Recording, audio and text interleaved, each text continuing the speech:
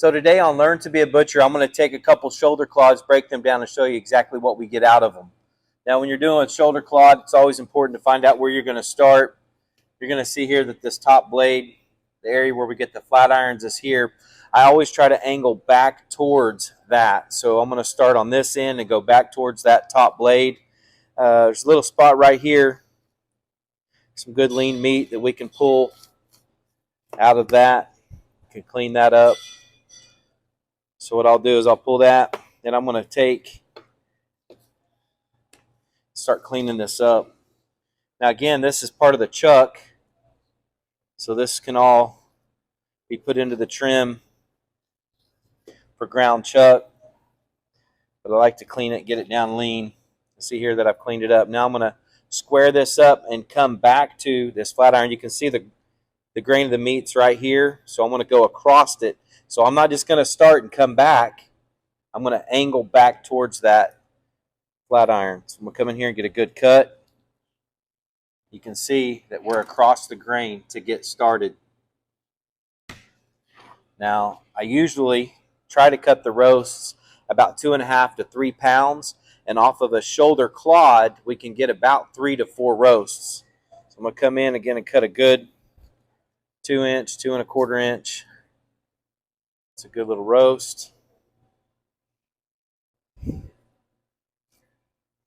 I'm going to come in and get my third roast.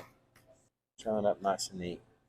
And like I said, normally I can get about 3, sometimes more. I'm going to come in again. I'm going to pull this off this top blade. I'm going to deal with this in just a second. So these are those pieces that I pulled off. And there's a lot of good lean meat. And again, it's from the chuck. So you can use this for ground chuck. You can clean it up. Make some cube steak. Get some good cube steak material. See here, it's a good lean piece of meat. And I can still get them in and get a couple good lean pieces here. All right. So again, we've got a lot of good lean trim. Now we can do several things here. We can use it for cube steak material, a good tenderized cube steak, or cut it into stew meat chunks. You can see it makes great stew meat. It comes from the chuck, so it's going to have a good flavor.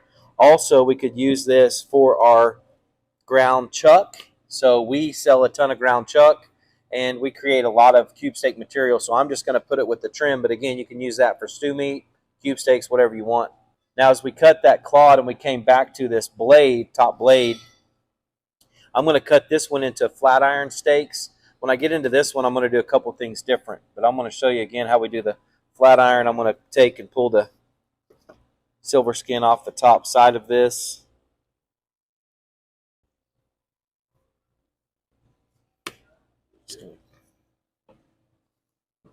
So I've got that top blade cleaned up. Now there's a piece of gristle that goes right down the middle, so I'm going to come on this top side. This is where your fish filleting skills come into practice. Cut that right off the top. I like to square mine up. Then I'm going to get one more on this back side. Kind of nice to have a dull knife on these sometimes.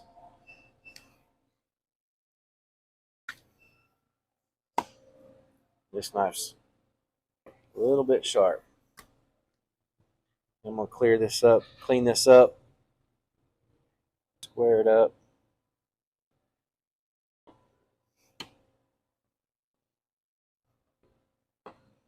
Again, got a couple good flat irons, got a few roasts.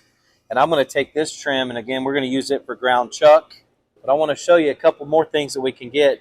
So I'm going to bring another one in here. Again, I want to come back to that blade, that top blade. So I'm going to start here and go back towards it. Pull that lean meat right here. I want to trim the top side of this until we're lean. If you've ever wondered where a lot of grocery stores pull their boneless beef country style ribs, I'm fixing to show you. Now again, I want to come back towards that top blade, squaring that up. Got a good lean meat there. Here's what I'm going to do. I'm going to cut it about 1.25 inches. Got some good steaks out of that. And here's where you see a lot of boneless beef country style ribs cut. Cut it like that. Right down the middle. Boneless beef country style ribs. Something else that we can get is a arm steak or a Swiss arm steak.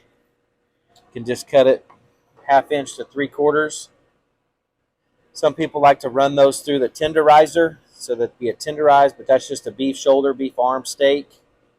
I'm going to cut a roast out of that. You can see these shoulder claws are really versatile because, again, all that lean trim we can use for stew meat, cube steaks, or send it to the grind for ground chuck, which in our store we sell a bunch of ground chuck, so we're going to use that for ground chuck.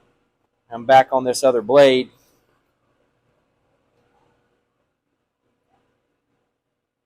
Now I'm going to cut a petite steak or a top blade steak. These are really good.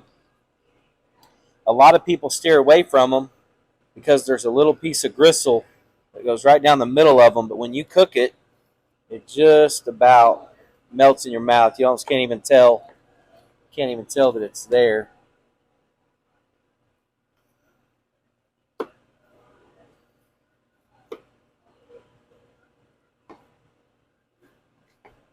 Okay, so I cleaned it up just like a flat iron, right? So I'm going to come in here and I'm going to square it up. Now I'm going to cut a top blade steak or a petite steak.